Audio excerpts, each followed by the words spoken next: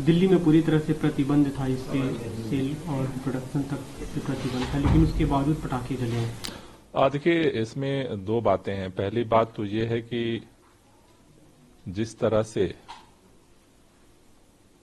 पिछले 3 दिनों से दिल्ली में प्रदूषण का स्तर लगभग 215 तक पहुंचा था, उसके बाद कल पटाखों को जलाने की जो घटना हुई है, उससे प्रदूषण के स्तर में बढ़ोतरी हुई है।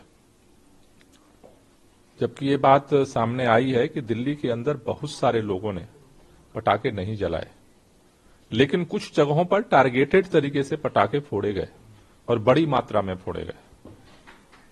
एनसीआर के अंदर भी पटाखे फोड़े गए। दिल्ली के लोगों के मन में तो ये बात थी कि हमें जो हवा अच्छी हुई है उसे खराब नहीं करना है, लेकिन जिस तरह से भारतीय जनता पार्टी एक जिम्मेदार पार्टी होने के बावजूद उनके जिस तरह से नेता लोगों को उकसा रहे थे, और उसका परिणाम आज दिल्ली को झेलना पड़ रहा है। मुझे लगता है कि अगर ये पटाखे नहीं अगर जलते तो मेरे ख्याल से आज भी दिवाली के बाद भी, जैसे हमने सबने धूमधाम से दिवाली मनाई, आज दिवाली की सुबह दिल्ली की हवा भी साफ सुथरी और होती। तो मैं दिल्ली के लोगों से यही कहना चाहता हूं कि आप भारतीय जनता पार्टी जो जिस तरह से लोगों को बहकाने का काम करती है उसमें ना आए, क्योंकि अल्टीमेटली इसका असर तो हमारे ऊपर ही हो रहा है।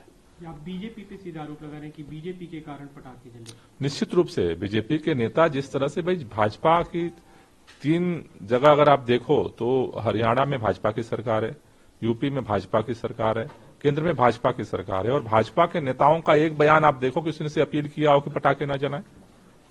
बल्कि ये जरूर करते हुए बयान आपको मिल जाएगा कि पटाखे जलाइए। तो मेरे ख्याल से इस पर भाजपा को भी पुनर्चिंतन करने की जरूरत है। इस तरह की चीजों से मतलब कल कितने सुकून में सारे लोग थे, अब आज प्रदूषण का स्तर बढ़ गया। इसका एक सिर्फ कारण आज की तारीख में पटाखे जलाना। अगर भारतीय जनता पार्टी भी सहयोग करती, सुप्रीम कोर्ट के आदेश के बावजूद भी अगर भारतीय जनता पार्टी अपनी जिम्मेदारी को नहीं निभाना चाहती है, दुर्भाग्यपूर्ण है। आप इस पे सवाल उठा रहे हैं, अन्य पार्टियों के लोग भी इसे लेकर सवाल उठा रहे हैं। कांग्रेस के सांसद है मनीष तिवारी, टीएमसी के सांसद साकेत गोखले, दोनों ने इसे लेकर सवाल उठाया कि सुप्रीम कोर्ट की तरफ से बैन था। मनीष तिवारी ने ट्वीट किया कि लटियन दिल्ली में देर रात तक 2 बजे तक पटाखे जलते रहे। साकेत गोखले ने कहा है कि दिल्ली पुलिस की पूरी तरह से जिम्मेदारी थी कि इसको इम्प्लीमेंट कराना, लेकिन वो पूरी तरह से फेल साबित हुई। बात केवल दिल्ली पुलिस की नहीं है, हरियाणा पुलिस की भी है, उत्तर प्रदेश पुलिस की है। तीनों जगह की पुलिस भाजपा के पास है। तीनों राज्यों की पुलिस भाजपा के नियंत्रण में है, और रात में क्या हुआ ये छुपा नहीं है।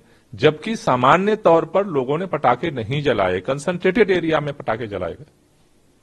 आपको लगता है इम्प्लीमेंटेशन में कोई कमी रह गई, क्योंकि पहले से जागरूकता अभियान भी चल रहा था, आप लोग भी लगातार अपील कर रहे थे? नहीं, देखिए, अपील करने का फायदा हुआ है कि आज लोगों ने अपने आप लोगों ने पटाखे नहीं जलाए, लेकिन जिस तरह से हुआ है, और तीनों राज्यों में क्योंकि भाजपा चाहती थी पटाखे जले, और तीनों राज्यों में पुलिस भाजपा के पास, परिणाम हमारे सामने है।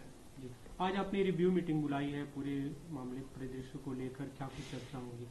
नहीं, अभी तक जो पूरे दिल्ली के अंदर और पूरे एनसीआर में जो प्रदूषण की स्थिति है, जो अभी उसके लिए नियंत्रण के लिए अलग अलग जो इन्फोर्समेंट का काम चल रहा है, अलग अलग जो नियम लागू हैं, उनकी क्या स्थिति है, तो सारी परिस्थितियों पे आज समीक्षा करेंगे।